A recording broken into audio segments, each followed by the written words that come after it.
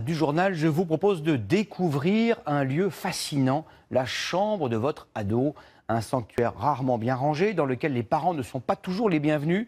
Pour ce grand format, Marie Croxel, Fatima Midouni et Géraldine Noël se sont courageusement frayé un chemin entre les posters de Justin Bieber et quelques pyramides de vêtements. Alors ici on a la chambre des filles. Aurélie Drouot a 4 enfants Qui ont triché, puisque la chambre est habituellement vraiment dérangée. et connaît toutes leurs astuces. Je pense que si on ouvre une des armoires, on va avoir une surprise. Ah, voilà. C'est parce que tu savais qu'on venait? Oui. D'habitude, c'est quoi ta chambre? C'est comment? C'est beaucoup en bazar.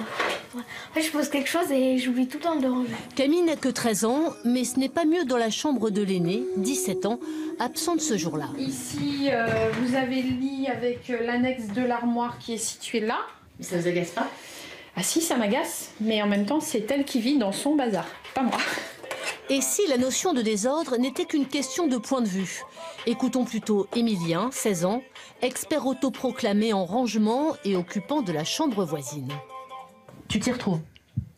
Oui, je m'y retrouve parce que tout ce que je range, je sais où c'est rangé. C'est un désordre apparent, mais ça n'est pas un chaos. Il sait où sont les choses et ça n'est pas forcément le reflet d'un bazar interne, ça peut l'être, mais c'est pas systématique.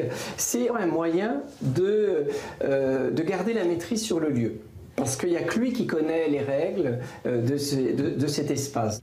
Sa chambre, c'est là où Émilien passe le plus de temps.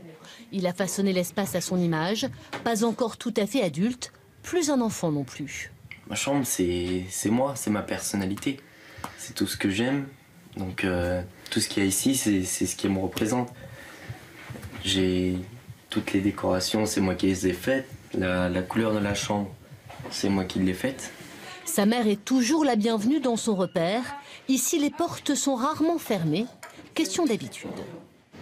Autre adolescent, autre mœurs. Marine, 14 ans, nous a prévenu, c'est un privilège. Donc ça, c'est ma chambre et j'aime pas trop qu'on rentre dedans. Enfin, c'est bien un lieu à moi assez personnel. Nous voilà admis dans l'antre de cette collégienne. Une chambre bien rangée, des bibelots choisis avec soin. Elle s'y sent parfaitement bien. Quand il y a des amis, c'est toujours un lieu d'intimité où on raconte les potins, puis un peu les... voilà. Et pour que le message soit bien clair, son premier geste en arrivant... je rentre et je vais fermer ma porte. La porte, comme une barrière entre elle et ses parents. Mais que se passe-t-il derrière? Je fais vraiment rien de spécial, d'extraordinaire, mais c'est à moi, donc j'aime bien être renfermée un peu sur moi dans ma chambre. Et ça, c'est facile à faire comprendre à tes parents? Ça vient avec le temps, je pense. Besoin d'intimité, faut-il s'en inquiéter?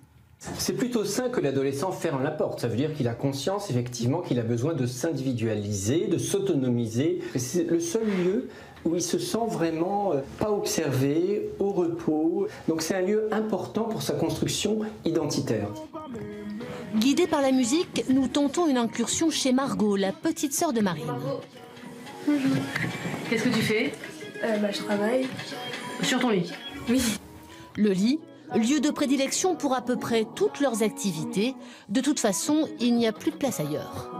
Le bureau, elle peut pas travailler dessus parce que ça s'amoncelle, les cahiers. Ça vous agace? Ah oui, ça m'agace qu'elle travaille sur son lit. C'est ça qui m'agace le plus.